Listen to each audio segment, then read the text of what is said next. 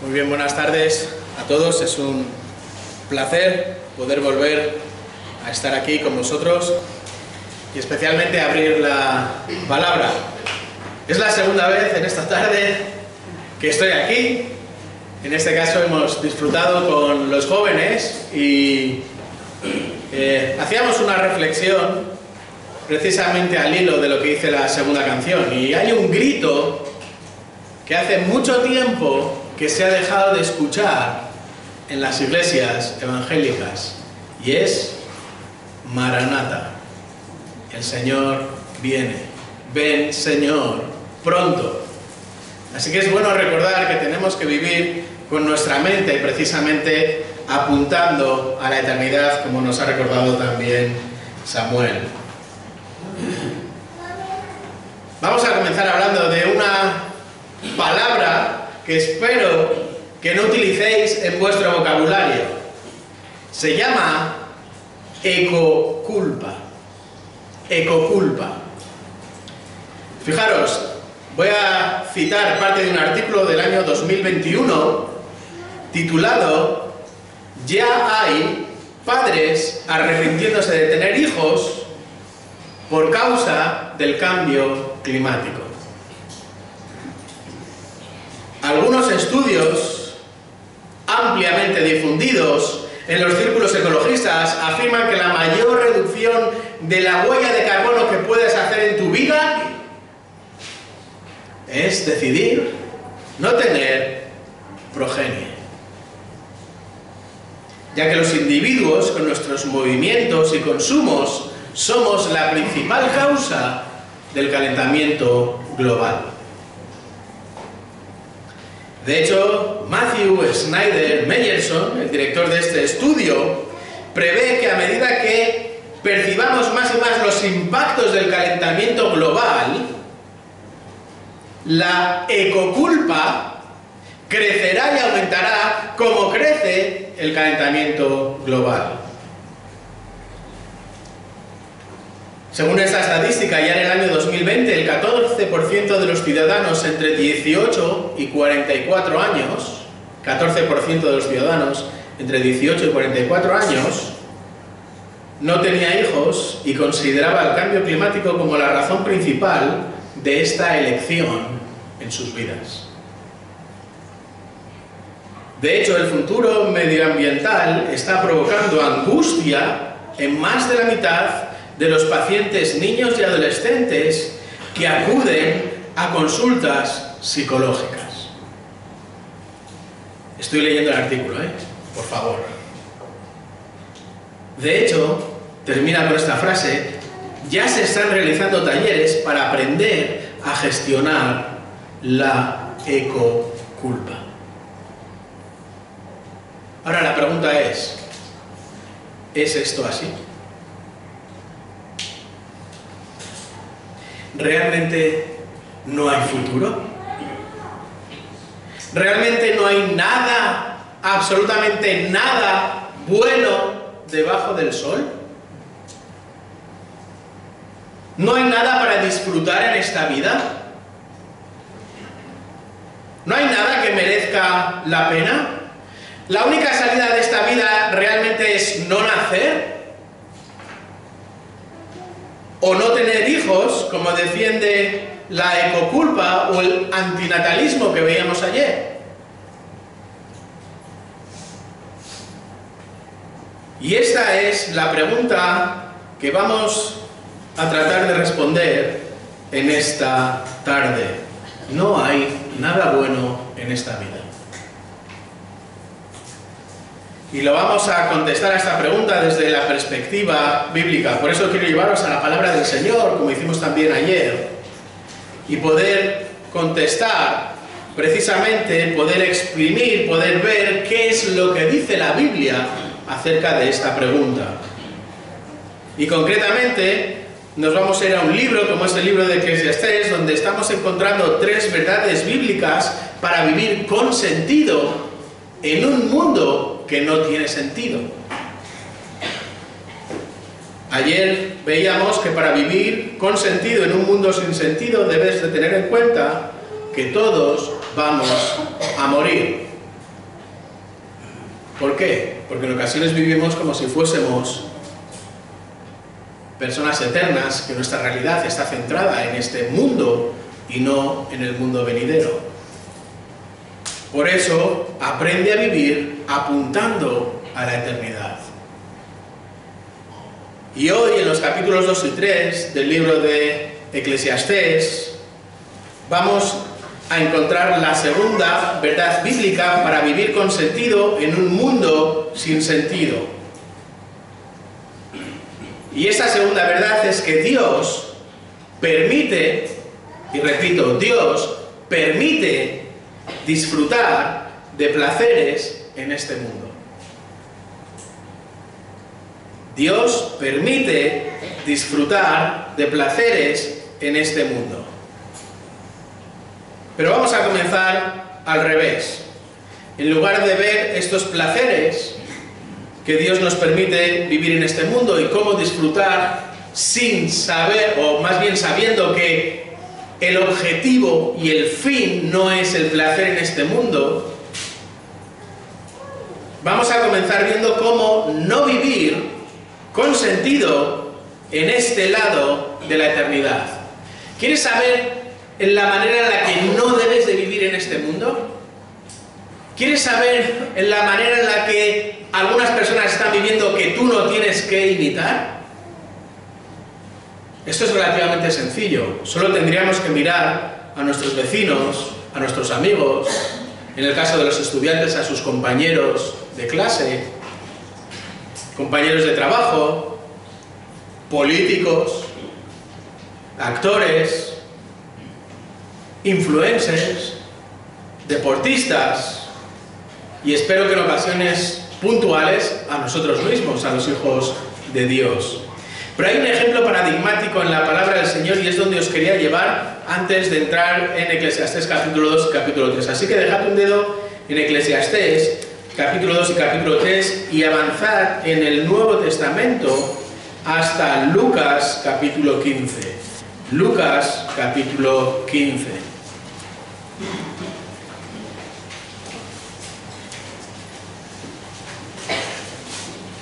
Y fijaros, en este capítulo extenso, y por lo menos los que estáis aquí en Orfila, sé que estáis avanzados ya en el estudio del Evangelio de Lucas, creo que ya os habréis dado cuenta que los capítulos de Lucas no son cortos, son capítulos largos y suelen ser capítulos densos. De hecho, en este capítulo 15 es un capítulo de 32 versículos, es relativamente corto para lo que es Lucas, pero sin embargo aquí vamos a encontrar 3 parábolas y 2 respuestas que nos van a apuntar a cómo vivir o cómo no vivir en este mundo. Si recordáis, son 3 parábolas que se construyen una encima de la otra. La primera parábola que da Jesús, en este caso, es la oveja perdida, versículos del 3 al 7. La oveja perdida. Después viene la segunda parábola, la moneda perdida, que es todavía más breve, versículos del 8 al 10. Y luego llega la parábola del hijo perdido, o como la conocemos como el hijo pródigo, que ocupa gran parte de este capítulo. Y vamos a verla, o quiero que cuando la leamos nos fijemos exclusivamente en la perspectiva de 2 de sus actores principales. 2 de sus actores principales. Por un lado vamos a ver al hijo menor. Fijaros, versículos del 11 al 19, vamos a leerlos. Estoy leyendo en la versión de las Américas. Y Jesús dijo: cierto hombre tenía 2 hijos, y el menor de ellos le dijo al padre: Padre, dame la parte de la hacienda que me corresponde. Y él les repartió sus bienes. No muchos días después, el hijo menor, juntándolo todo, partió a un país lejano, y allí malgastó su hacienda viviendo perdidamente. Versículo 14. Cuando lo había gastado todo, vino una gran hambre en aquel país y comenzó a pasar necesidad.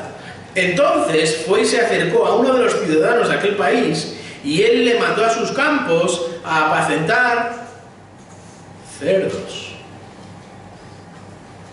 Versículo 16. y deseaba llenarse el estómago de las algarrobas que comían los cerdos, pero nadie le daba nada. Entonces, volviendo en sí, dijo: ¿cuántos de los trabajadores de mi padre tienen pan de sobra, pero yo aquí perezco de hambre? Así que, versículo 18, me levantaré e iré a mi padre y le diré: Padre, he pecado contra el cielo y ante ti. Ya no soy digno de ser llamado hijo tuyo, hazme como uno de tus trabajadores. Fijaros, es muy importante el contexto en el cual sucede esta parábola que Jesús está narrando. Y estamos en una sociedad donde el bien más importante era el honor. El honor. Un buen nombre. Era mucho más importante que los ceros que pudiese tener tu cuenta corriente. Era mucho más importante que el coche que condujeras o la casa en la que vives. De hecho, cuando vemos en el versículo 12 que el menor de ellos le dijo al padre: Padre, dame la parte de la hacienda que me corresponde, y él repartió sus bienes, esta última frase es asombrosa. Asombrosa. ¿Por qué? Porque es el hijo más joven el que primero entra en escena y demuestra el tipo de hombre que es. Es un hombre sin respeto ni a Dios ni a su padre. No honraba a Dios, eso lo vemos claro, pero tampoco honraba a su padre, porque Dios manda que honres a tu padre y a tu madre. Y este es el ejemplo de un hijo terco y rebelde. ¿Qué había que hacer en este tiempo con un hijo terco y rebelde? ¿Recordáis? Deuteronomio capítulo 21, versículos 18 al 21. Había que coger un saco de piedras, sacarlo fuera del pueblo y acabar con su vida, porque era un hijo terco y rebelde, desobediente a Dios. Y le pide al padre, en este caso, que le dé la parte de la hacienda que le corresponde. En otras palabras, dame la parte de mi herencia. Y eso era una cuestión de honor. ¿Qué le estaba diciendo al padre en realidad? En realidad le estaba diciendo a su padre: muérete y dame lo que me corresponde. Necesito que te mueras para poder gozar de la parte lícita que me corresponde.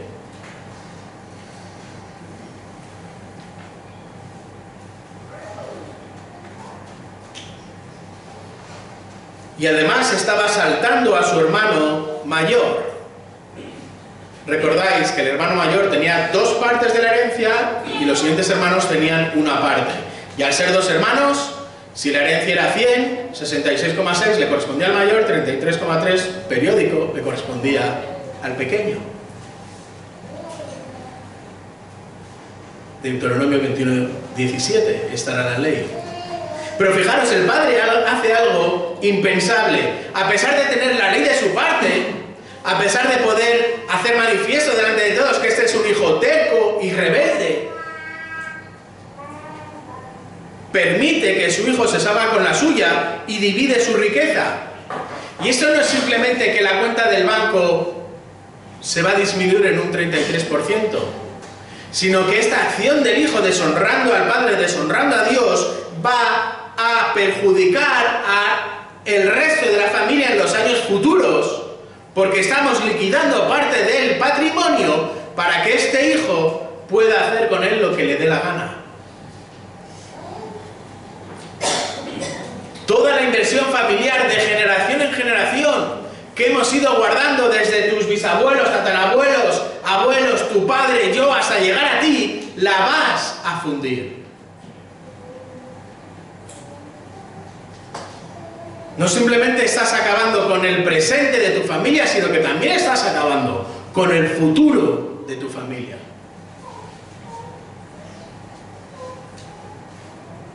Pero todavía la terquedad va un paso más allá, versículo 13. No muchos días después, el hijo menor, juntándolo todo, partió a un país lejano y allí malgastó su hacienda, viviendo perdidamente. Fijaros, a los pocos días, lo que nos dice este versículo es que liquidó sus bienes. ¿Qué significa liquidar? Hacer líquido. Pasar de que sea un bien raíz a dinero. vendió sus posesiones para convertirlas en dinero, pero por la historia de la época sabemos que tuvo que venderlas a lo que se conoce como el precio de derribo, porque el que comprase los campos, en este caso del padre, como el padre no había muerto, no iba a poder disfrutar de ellos hasta que el padre muriese, con lo cual el precio con el cual se compraba este campo era un precio muy inferior, es decir, estaba absolutamente dilapidando económicamente su propio futuro, porque estaba vendiendo por un precio mucho más inferior un bien que valía más.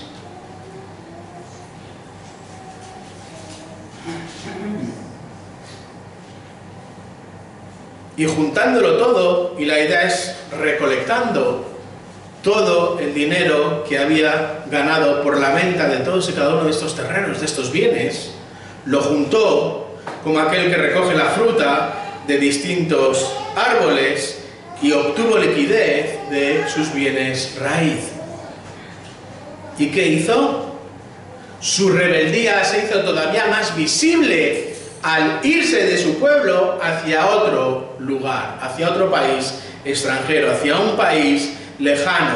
Es decir, no simplemente empobreció a su padre, no simplemente deshonró a su padre, sino que se fue lejos de él a un lugar lejano, a un lugar extranjero, para no poder vivir bajo la supervisión de su padre. ¿Y qué hizo allí? Nos dice el versículo 13, malgastó su hacienda viviendo perdidamente. En otras palabras, se fundió el dinero. Desperdiciar, derrochar, fundir. Y cuando se lo había gastado todo, y este verbo gastar es el mismo que se utilizaba cuando una fiera despedazaba una presa. Si habéis visto en el campo a veces que algún lobo ataca a una oveja y cómo deja todo totalmente destrozado, esta es la misma idea. Cuando había acabado totalmente con este mundo, cuando había dilapidado toda su herencia, esto nos habla de una persona que destroza sin ton ni son, sin orden, que quema todos sus recursos económicos. Fijaros, este hijo menor es la idea de un hombre que vive unidimensionalmente. Un hombre que vive solo para el presente, que se encierra en los placeres presentes, sin más, sin pensar en mañana, mucho menos pensando en la eternidad. Así que el hijo menor deshonra, empobrece, es terco, es rebelde, solo vive para la hora y además abusa del placer. ¿Es así como tenemos que vivir en esta tierra? ¿Tenemos que vivir de esta manera? ¿Es así como podemos disfrutar de los placeres que Dios permite que disfrutemos en esta vida? La respuesta es evidente: no. Pero también me puedes decir, bueno, Daniel, yo no soy así. Yo no soy como este hijo menor, terco y rebelde. Yo trabajo, yo me gano la vida, yo mantengo a mi familia, pago mis impuestos, voy a la iglesia y vivo una vida decente. Genial. Perfecto. Vamos a ver el segundo ejemplo. El segundo ejemplo es el hijo mayor. Un hombre que supuestamente vivía según la ley. Fijaros, versículo 25 del capítulo 15. Y su hijo mayor estaba en el campo, y cuando vino y se acercó a la casa, oyó música y danzas. Y llamando a uno de sus criados le preguntó qué era todo aquello. Y el criado le dijo, y aquí está el resumen de los versículos que nos hemos saltado: tu hermano ha venido y tu padre ha matado el becerro engordado porque lo ha recibido sano y salvo. Versículo 28. Entonces el hermano mayor salió corriendo a abrazar a su hermano, se echó en sus brazos y se lo comió a besos. ¿Es lo que fuera en vuestra versión? Entonces él se enojó y no quería entrar. Y salió su padre y le rogaba que entrara. Pero respondiendo él le dijo: Padre, mira, por tantos años te he servido y nunca he desobedecido ninguna orden tuya, y sin embargo, nunca me has dado un cabrito para regocijarme con mis amigos. Primera pista. Pero cuando vino este hijo tuyo, que ha consumido tus bienes con rameras, esto se lo ha inventado, mataste para él el becerro engordado. Y él le dijo: Hijo mío, tú siempre has estado conmigo y todo lo mío es tuyo, pero era necesario hacer fiesta y regocijarnos, porque este tu hermano estaba muerto y ha vuelto a la vida, estaba perdido y ha sido hallado. Fijaros qué interesante, ¿recordáis al hijo pequeño, el hijo terco? Y ahora vemos al hijo mayor, supuestamente el que va cumpliendo con la ley. Segundo modelo. El hijo mayor estaba en el campo y regresa a casa, y es importante romper un mito. Estaba en el campo, pero no estaba partiéndose la espalda con el azadón, trabajando y sudando. Estaba en el campo como estaba Booz, supervisando, como un capataz supervisa cuando otros trabajan. O sea, que no nos pensemos que estaba ahí el pobrecito desriñonándose en el campo. Y cuando llega, pregunta: ¿qué fiesta es esta? Y fijaros, le dan las buenas nuevas: tu hermano ha vuelto, tu padre ha matado el buey que ha engordado, porque lo ha recibido de vuelta vivo, y estamos celebrando que ha vuelto vivo. Y ya sé que en vuestras versiones no lo pone, pero salió corriendo a abrazar a su hermano, apartando a todos. No, que voy a abrazar a mi hermano. Se enfadó y mucho. Se enojó y mucho. Tanto que no quiso participar de la fiesta. Y este es el motivo por el cual el padre sale de nuevo, otra vez, por segunda vez, sale a buscar a otro de sus hijos. En este caso el hijo mayor. Y le pregunta, y esto es una condescendencia del padre, el salir de la casa para darle una oportunidad al hijo mayor de volver a la casa, como hizo también con el hijo menor.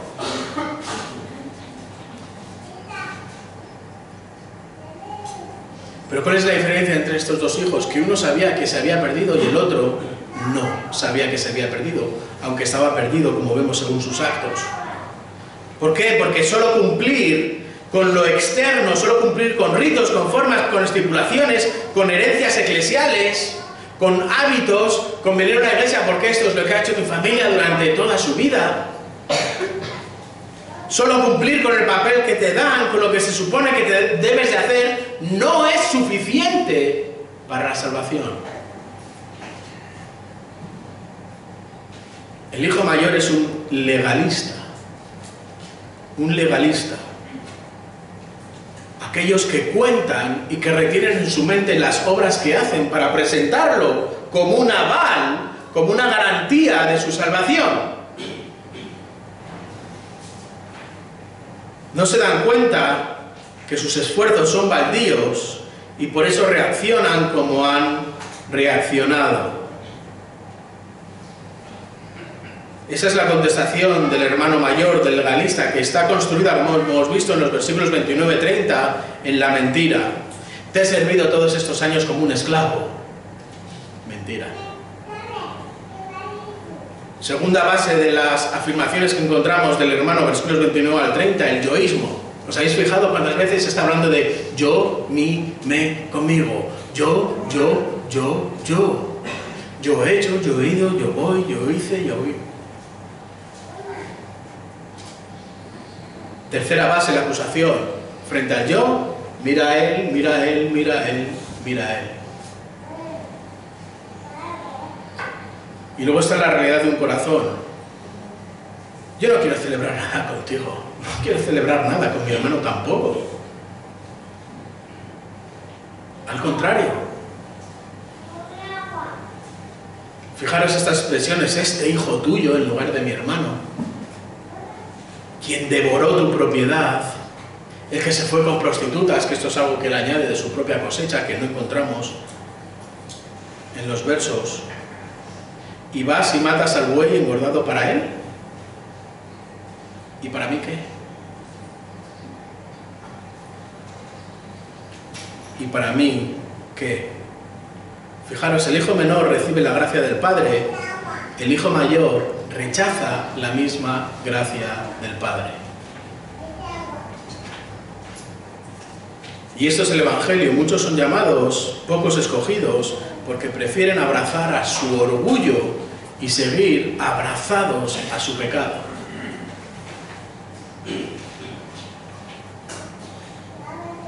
Por eso, si no has venido a Cristo, estás en peligro de la muerte eterna, a pesar de que estés viviendo una vida aparentemente decente.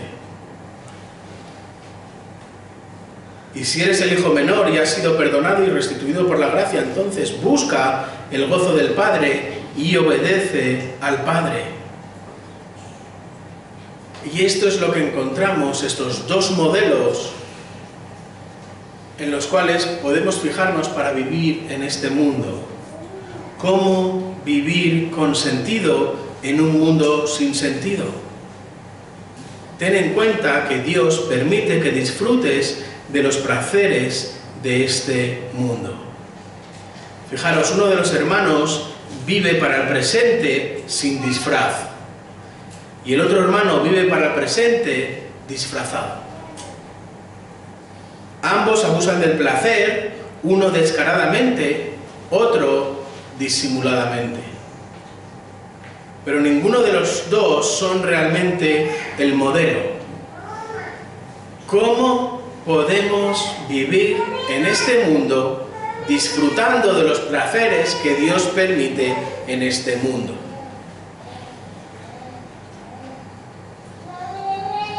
Sin que el placer sea la meta en sí mismo, sabiendo que debemos de vivir mirando y buscando lo eterno. ¿Cómo disfrutar del placer del mundo con una perspectiva eterna? Porque a nadie le amarga un dulce. Ninguno de nosotros, creo yo, que nos hemos duchado hoy con agua congelada. Si puede ser una temperatura agradable, nos duchamos con una temperatura agradable. Si podemos comer una comida que esté bien sazonada, vamos a disfrutar de una comida que esté bien sazonada. Si puede ser que la comida esté a una buena temperatura, mejor que esté más fría o que esté tan caliente que me queme las papilas gustativas. Si puedo dormir con un pijama calentito, mejor que con uno fresquito. Si puedo dormir en una cama mullidita, mejor que en una tabla. Pero el dulce en sí mismo no es la meta. Y esto es lo que vamos a ver ahora. Por eso Eclesiastés realmente es un regalo para poder tener la perspectiva bíblica de cómo vivir con sentido en un mundo sin sentido. Y es un regalo del autor de la vida, este libro, como veíamos ayer, del soberano, del que tiene un plan para cada uno de sus hijos, un plan individualizado, un plan que va a llevar a cabo, un plan que es soberano, un plan que es perfecto a pesar de todo lo que suceda en tu vida, hasta el punto que Él conoce el número de cabellos que hay en tu cabeza. Y eso es lo que vamos a encontrar en Eclesiastés, capítulo 2, versículos de 1 al 26, que vamos a leer a continuación. Y fijaros, para que lo podamos leer con sentido, voy a daros el resumen en 4 palabras. El placer no llena. Este es el resumen de los versículos que vamos a leer a continuación. Fijaros, entonces me dije, ven ahora, te probaré con el placer, diviértete. Y aquí también esto era vanidad. Dije de la risa, es locura, y del placer que logra esto. Consideré en mi mente cómo estimular mi cuerpo con el vino, mientras mi mente me guiaba con la sabiduría, y cómo echar mano de la insensatez hasta que pudiera ver qué hay de bueno bajo el cielo que los hijos de los hombres hacen en los contados días de su vida. Engrandecí mis obras, me edifiqué casas, me planté viñedos, me hice jardines y huertos y planté en ellos toda clase de árboles frutales. Me hice estanques de agua para regar el bosque con árboles en pleno crecimiento. Compré esclavos y esclavas y tuve esclavos nacidos en casa. Tuve también ganados, vacas, ovejas, más que todos los que me precedieron en Jerusalén. Reuní también para mí plata y oro y el tesoro de los reyes y las provincias. Me proveí de cantores y cantoras y de los placeres de los hombres, incluso de muchas concubinas. Y me engrandecí y superé a todos los que me precedieron en Jerusalén. También la sabiduría permaneció conmigo. Y de todo cuanto mis ojos deseaban, nada les negué, ni privé a mi corazón de ningún placer, porque mi corazón gozaba de todo mi trabajo, y esa fue la recompensa de toda mi labor. Consideré luego todas las obras que mis manos habían hecho, y el trabajo que me había empeñado, y aquí todo era vanidad, y correr tras el viento, y sin provecho bajo el sol. Fijaros, versículo 12. Yo volví pues a considerar la sabiduría, la locura y la insensatez, porque ¿qué hará el hombre que venga después del rey, sino lo que ya ha sido hecho? Y yo vi que la sabiduría sobrepasa la insensatez como la luz de las tinieblas. El sabio tiene ojos en su cabeza, mas el necio anda en tinieblas. Pero yo sé que también ambos corren la misma suerte. Entonces me dije, como la suerte del necio, así también será la mía. ¿Para qué pues me aprovecha haber sido tan sabio? Y me dije, también esto es vanidad. Versículo 16, porque no hay memoria duradera ni del sabio ni del necio, ya que todos serán olvidados en los días venideros. ¿Cómo mueren tanto el sabio como el necio? Así que aborrecí la vida, porque me era penosa la obra que se hace bajo el sol, pues todo es vanidad y correr tras el viento. Versículo 18, asimismo, aborrecí todo el fruto de mi trabajo con que me había afanado bajo el sol, el cual tendré que dejar al hombre que vendrá después de mí. Y quién sabe si será sabio o será necio. Sin embargo, él tendrá dominio sobre todo el fruto de mi trabajo con que me afané obrando sabiamente bajo el sol. ¿Cuál es la conclusión? También esto es vanidad. Versículo 20. Por tanto, me desesperé en gran manera por todo el fruto de mi trabajo con que me había afanado bajo el sol. Cuando hay un hombre que ha trabajado con sabiduría, con conocimiento y con destreza, y da su hacienda al que no ha trabajado en ella, esto también es vanidad y un gran mal. Pues ¿qué recibe el hombre de todo su trabajo y del esfuerzo de su corazón con que se afana bajo el sol? Versículo 23. Porque durante todos sus días su tarea es dolorosa y penosa, ni aun de noche descansa su corazón. También esto es vanidad. Y ya me estoy cansando. Versículo 24. Así que nada hay mejor para el hombre que comer y beber y decirse que su trabajo es bueno. Esto también he visto yo que es de la mano de Dios. Porque ¿quién comerá y quién se alegrará sin él? Porque la persona que le agrada, él le ha dado sabiduría, conocimiento y gozo. Mas al pecador le ha dado la tarea de recoger y amontonar para dárselo al que agrada a Dios. Y esto también es vanidad y correr tras el viento.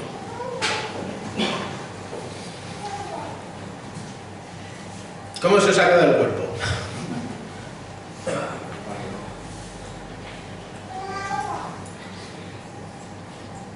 El placer no llena.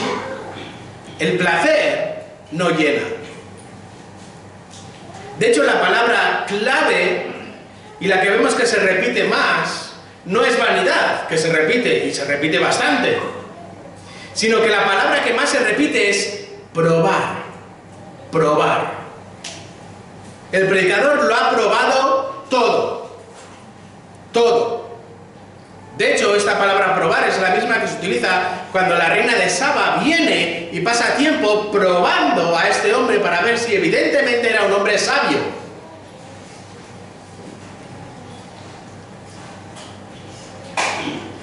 Versículo 3. Dije a la risa, es locura, y del placer, ¿qué logra esto? ¿Está la clave en el humor? La clave no está en el humor no llena. Versículo 3. Consideré mi mente cómo estimular mi cuerpo con el vino, mientras mi mente me guiaba con sabiduría, y cómo echar mano de la insensatez hasta que pudiera ver qué hay de bueno bajo el cielo de los hijos de los hombres que hacen en los contados días de su vida.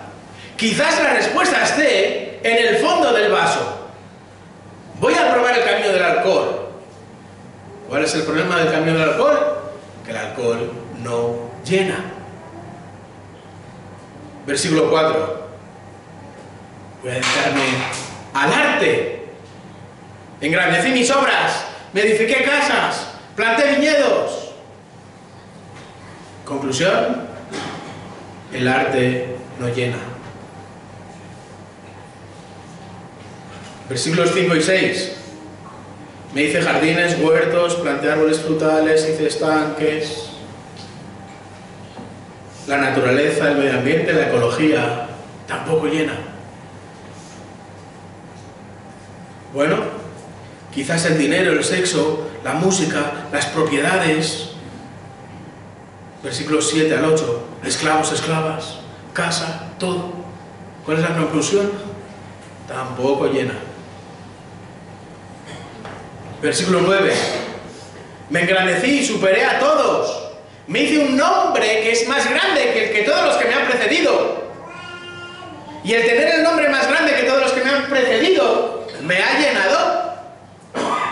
Tampoco me ha llenado.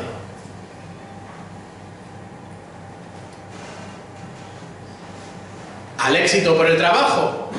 Versículos del 10 al 11. Todo lo que mis ojos deseaban, nada les negué ni privé a mi corazón de ningún placer, y me centré en el trabajo. Como decían los nazis, el trabajo te hace libre. Y el trabajo tampoco llena. El humor, el alcohol, el arte, la naturaleza, el dinero, las posesiones, la música, el sexo, disfrutar el trabajo, son placeres buenos que Dios permite y con los que puedes disfrutar en tu vida. Y es lícito que disfrutes en tu vida de un trabajo, es lícito que disfrutes de un buen vaso de vino, es lícito que disfrutes del humor, del arte, de la naturaleza, del dinero que el Señor te dé, de las posesiones que el Señor permite que tengas.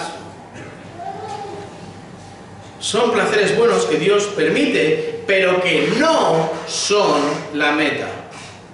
No son la meta. Sino que para disfrutar de estos placeres debes hacerlo según las reglas que Dios establece en su palabra. No puedes buscar en ellos el fin, tal y como nos dice el predicador. De hecho, así termina la segunda parte del versículo 11. Y aquí todo era vanidad y correr tras el viento y sin provecho bajo el sol. Con lo cual, nada en la lista anterior supera la barrera real de la muerte. Y eso es lo que encontramos en los versículos del 11 al 14. Consideré la obra de mis manos, todo lo que había hecho. Volví a considerar la sabiduría, la locura. Versículo 14. Volví a ver el sabio, volví a ver el necio. Entonces, ¿dónde está el sentido de la vida? Si nada tiene sentido en la vida, si todo es vanidad, ¿dónde está el sentido de la vida? ¿Qué supera realmente la barrera de la muerte? ¿Qué es lo que permite tener sentido en esta vida y que pase la barrera de la muerte?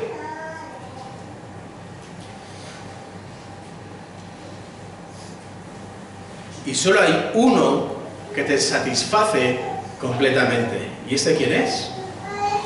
Cristo. Solo Cristo puede satisfacerte plenamente. Pablo comprendió esta realidad y por este motivo a Pablo no le quedaban excusas. Por eso Pablo escribía que no había excusa para no seguir a Cristo. No había excusa para alejarte de Dios. No había excusa para seguir el sistema del mundo en lugar de seguir el sistema de Dios. Siga a Cristo por quien es, porque Cristo es completamente Dios. Colosenses 2 del 8 al 9, y después explica, sigue a Cristo por lo que ha hecho, Colosenses 2 del 10 al 15. Siga a Dios por quien es, siga a Dios por lo que a Cristo, perdón, por lo que ha hecho, porque su obra es completa. Y ahora sí que podemos entonces entender Colosenses 2:9, porque toda la plenitud de la deidad reside corporalmente en Él. ¿En quién? En Cristo. Versículo 10. Y habéis sido hechos completos en Él, que es la cabeza sobre todo poder y autoridad. Y esta es una segunda realidad que hemos olvidado, los que somos sus hijos, y es que estamos completos en Él. Que tu identidad no depende de tu familia, tu identidad no depende de tu mujer o de tu marido, tu identidad no depende de tu trabajo, no depende de los ceros de tu cuenta corriente, no depende de tu salud. Habéis sido hechos completos en Él, es decir, Él os ha hecho completos por medio de Él mismo. No tienes que completar nada de tu persona con psicología, con sociología, con economía, con ecología o con cualquier otra guía que se te ocurra. Así como Cristo es completamente Dios, capítulo 2, versículo 9 de Colosenses, vosotros por medio de Él habéis sido hechos completos en Él. Habéis sido llenados hasta la medida máxima que podíais haber sido llenados. Y esa es la figura, este es el verbo que está utilizando pleroo, cuando algo está lleno completamente hasta arriba. Una gota más que echas, gota que desborda. Por eso Cristo es todo y tiene todo lo que necesitas. Y esa es una verdad, queridos hermanos, que hemos olvidado en nuestras vidas. Y estamos intentando completar a Cristo con otras cosas. Con el trabajo, con el éxito, con una posición, con una casa, con una familia, con un marido, con unos hijos, con unos nietos, con unos estudios, con unos másteres, unas licencias. ¿Por qué acudir a los sistemas de hombres si en Cristo tienes todo lo que necesitas? ¿Por qué acudir a recetas de hombres si en Cristo tienes todo? ¿Por qué te agarras a sistemas basados en hombres si en Cristo tienes todo? Y esto no es un invento de Pablo, sino que Pablo está haciendo un eco de lo que ya Jesús dijo. ¿Recordáis Juan capítulo 15? Juan capítulo 15, versículo 4, permaneced en mí y yo en vosotros, como el sarmiento no puede dar fruto por sí mismo si no permanece en la vid, así tampoco vosotros si no permanecéis en mí. ¿Quieres dar fruto? ¿Qué haces arrancándote de la vid y pegándote en la pared? Versículo 7 de Juan capítulo 15, si permanecéis en mí, mis palabras permanecen en vosotros, pedid lo que queráis y os será hecho. Versículo 9, como el Padre me ha amado, así también yo os he amado, permaneced en mi amor.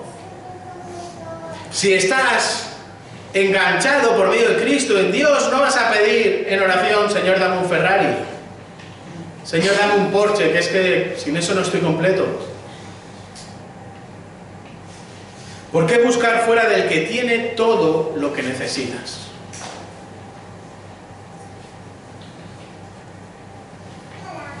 Una vez con Cristo de tu lado, contigo, como fin y como meta, ahora sí puedes disfrutar de los placeres de este mundo. Ahora sí que vas a poder tener la perspectiva correcta y adecuada, que estás invirtiendo en lo eterno, y por lo tanto vas a poder disfrutar de las bendiciones que Dios te dé a cada uno de una manera individualizada en este mundo, sabiendo que ellas no son el objetivo, porque el objetivo es la eternidad y lo eterno. Por eso llegamos a Eclesiastés 2, versículos 24 al 26. nada hay mejor para el hombre que comer y beber y decirse que su trabajo es bueno. Esto también yo he visto que es de la mano de Dios. ¿Por qué? ¿Quién comerá y quién se alegrará sin Él? Y este sin Él, ¿a quién apunta? A Dios. Versículo 26. Porque a la persona que le agrada, Él, Dios, le ha dado sabiduría, conocimiento y gozo, mas al pecador le ha dado la tarea de recoger y amontonar para dárselo al que le agrada, a Dios. Esto también es vanidad y correr tras el viento. Es decir, está hablando de placeres nada complejos. Comer, beber y trabajar. Y disfrutar de ellos, de estos placeres pequeños, en sus dosis correctas, siguiendo las instrucciones de Dios en cada momento.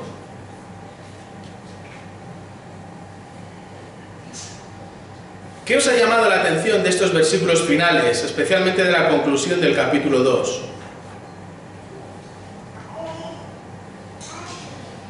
Porque es muy curioso ver cómo el predicador no ha mencionado a Dios ni una sola ocasión en todo el capítulo 2, hasta llegar a los versículos finales,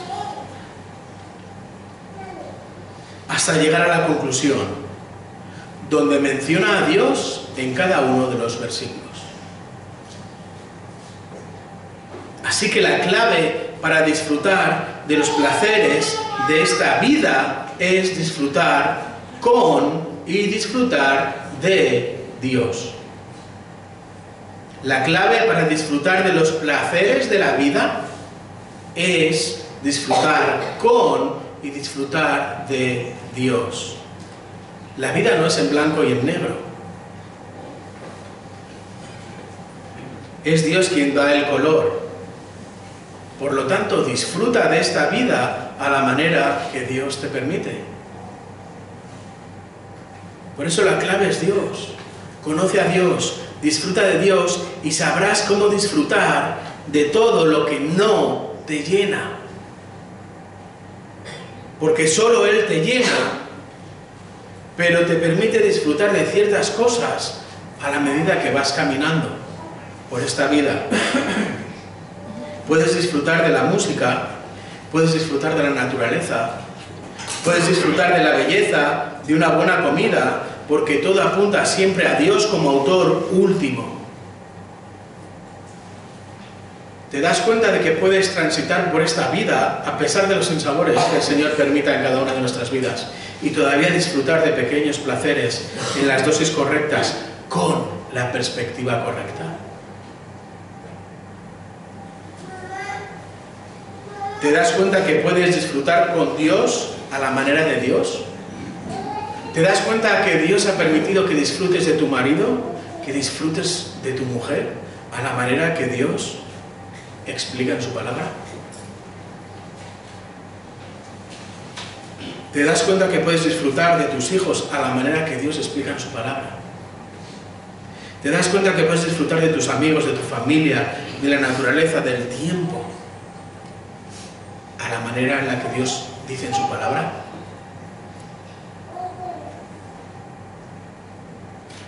Recuerda que ninguno de estos que hemos mencionado va a pasar la prueba de la muerte, por lo tanto no son el fin en sí mismo, no son la meta en sí mismo. Solo Cristo pasa la prueba de la muerte. Por eso, sabiendo que Dios es la meta y que el camino es Cristo, entonces ahora con esta perspectiva correcta vas a poder disfrutar de los placeres de este mundo sin ver en ellos la meta en sí mismo. Tu marido, tu esposa, tus hijos, tu familia, tu trabajo, los deportes, el perro, los gatos, la casa, no son la meta. La meta es la eternidad ganada por Cristo por mandato de Dios.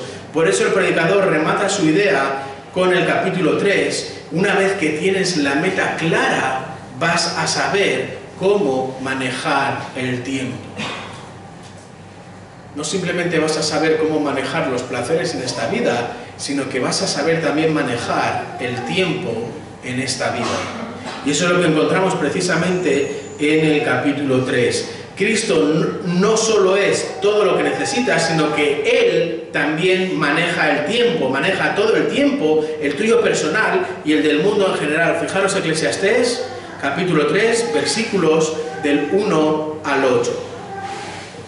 Y quiero que seáis capaces de recordar cómo el capítulo 1 nos habla de la muerte, el capítulo 2 de los placeres que podemos disfrutar a la manera de Dios, capítulo 3 cómo no controlamos la historia, no controlamos nuestra vida. Y fijaros el ritmo que nos va a marcar el predicador. Capítulo 3, versículos del 1 al 8. Vamos a ver 14 tics seguidos de 14 tocs.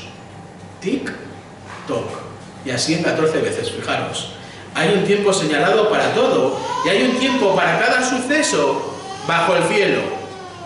Hay tiempo de nacer, hay tiempo de morir, tiempo de plantar, tiempo de arrancar lo plantado, tiempo de matar, tiempo de curar, tiempo de derribar, tiempo de edificar, tiempo de llorar, tiempo de reír, tiempo de lamentarse, tiempo de bailar, tiempo de lanzar piedras, tiempo de recoger piedras, tiempo de abrazar, tiempo de rechazar el abrazo, tiempo de buscar, tiempo de dar por perdido, tiempo de guardar, tiempo de desechar, tiempo de rasgar, tiempo de coser, tiempo de callar, tiempo de hablar, tiempo de amar, tiempo de odiar, tiempo de guerra y tiempo de paz.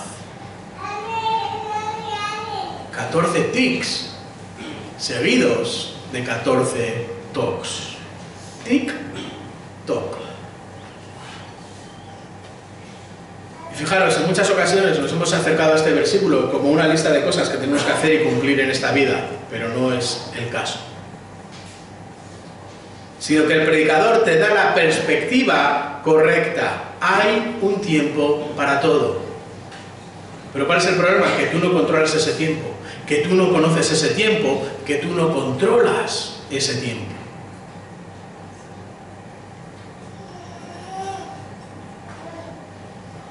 ¿Dónde está el consuelo entonces? Fijaros, versículo 9. ¿Qué saca el trabajador de aquello con que se afana? Versículo 14. Sé que todo lo que Dios hace será perpetuo, no hay nada que añadirle, no hay nada que quitarle. Dios ha obrado así para que delante de Él teman los hombres. Versículo 15. Lo que es ya ha sido, lo que será ya fue, y Dios busca lo que ha pasado. ¿Cuál es la respuesta? ¿Dónde está el consuelo cuando eres incapaz de controlar el tiempo? La respuesta está en Cristo. La respuesta está en la eternidad. La respuesta está en Apocalipsis 21:4. Él enjugará toda lágrima de sus ojos, y ya no habrá muerte, ni habrá más duelo, ni clamor, ni dolor, porque las primeras cosas han pasado.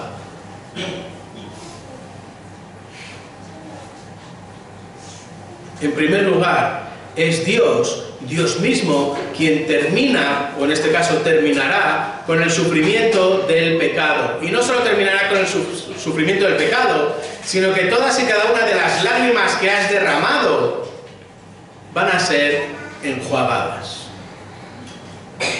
Van a ser limpiadas de tus ojos. La imagen es la de un padre tierno, cercano, personal, único, hasta el punto de enjuagar cada una de tus lágrimas, de borrar, de hacer desaparecer totalmente hasta la última lágrima de sus hijos.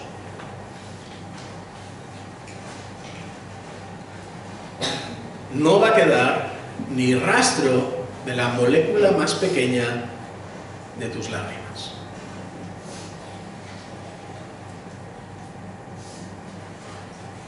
No solo las borrará todas, sino que las borrará por completo. En segundo lugar, Dios terminará con los efectos del pecado. Fijaros, ya no habrá muerte, ni habrá más duelo, ni clamor, ni dolor, porque las primeras cosas han pasado. De hecho, podemos agrupar los efectos del pecado con el efecto principal, la muerte, y los efectos colaterales que vienen con la muerte, el duelo, el clamor y el dolor. Y de la misma manera que Él va a limpiar todas las lágrimas, va a acabar con el pecado y con los efectos colaterales que vienen con el pecado, que es la muerte, dolor, duelo y clamor.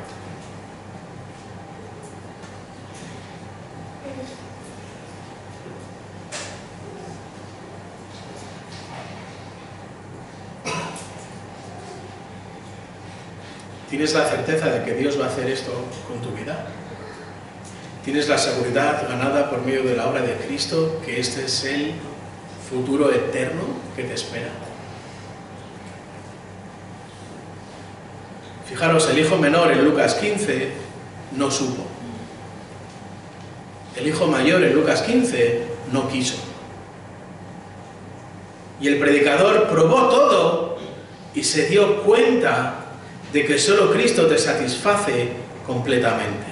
Y cuando sabes esto, entonces puedes disfrutar de los placeres de esta vida a la manera del tiempo y de Dios. Por lo tanto, vive, ama a tu mujer, ama a tu marido, ama a tus hijos, ama a tu familia, ama a tus amigos. Sirve en la iglesia. Cumple tu llamado. Pon a funcionar tu don. Disfruta de un amanecer. Disfruta de un atardecer. Disfruta de una puesta del sol, de un paseo, del mar, de la montaña, de la bici, del perro, de los gatos, de una comida. Vive de tal manera que mañana no te queden dudas de no haber amado todo lo que pudiste y supiste. Vive de manera que no te queden cosas por hacer en el tintero. Vive, sirve y disfruta, pero hazlo a la manera de Dios y al tiempo de Dios. Prepárate para la eternidad. Este es el objetivo. Pero fijaros la gracia de Dios, que no simplemente nos dice cuál es el destino al que vamos a llegar, sino que nos permite disfrutar de cada una de las escalas que tenemos en el viaje.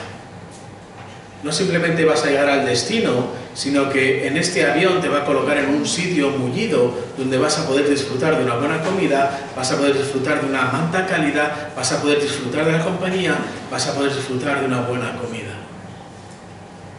Y con la vida sucede lo mismo. No te quedes en lo circunstancial, sino apunta a lo eterno.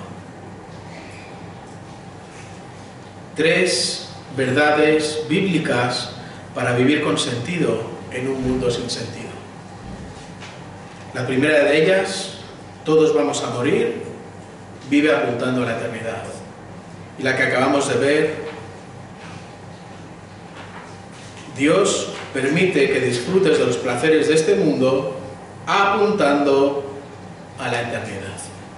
Y si Dios lo permite, mañana veremos la tercera. Vamos a terminar con una oración.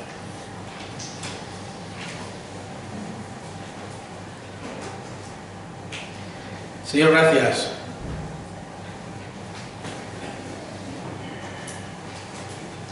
Gracias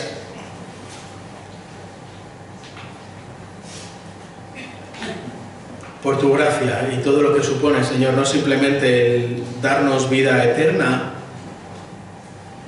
sino sobre todo enseñarnos a cómo vivir en esta vida, cómo poder disfrutar de los pequeños placeres de esta vida de la manera adecuada. Gracias por la posibilidad de disfrutar de un marido o de una mujer. Gracias por la posibilidad de disfrutar de unos estudios. Gracias por la posibilidad de disfrutar de unos amigos. Gracias por la posibilidad de disfrutar de una comida. Gracias por la posibilidad de disfrutar de un paseo. Gracias por la posibilidad de disfrutar del mar, gracias por la posibilidad de disfrutar de unos nietos, gracias por la posibilidad de servir en medio de la iglesia, gracias por la posibilidad de poner en funcionamiento nuestro don, gracias por la posibilidad de amar y de ser amado, Señor. Gracias por la posibilidad de vivir en este mundo con la perspectiva eterna. Y gracias porque esto es una muestra más de tu gracia, no solo en la salvación, sino en permitirnos vivir en este mundo, disfrutando de los placeres del mundo, pero sin ser ellos la meta de nuestra vida, sino sabiendo que necesitamos apuntar a la eternidad. Pero sobre todas las cosas, Padre, gracias por habernos hecho completos en Cristo. Gracias porque Cristo es y Cristo tiene todo lo que necesitamos. Gracias porque no hay nada más que añadir, Padre. Gracias por Cristo y gracias por tu gracia. Recibe la gloria en el nombre de Jesús. Amén.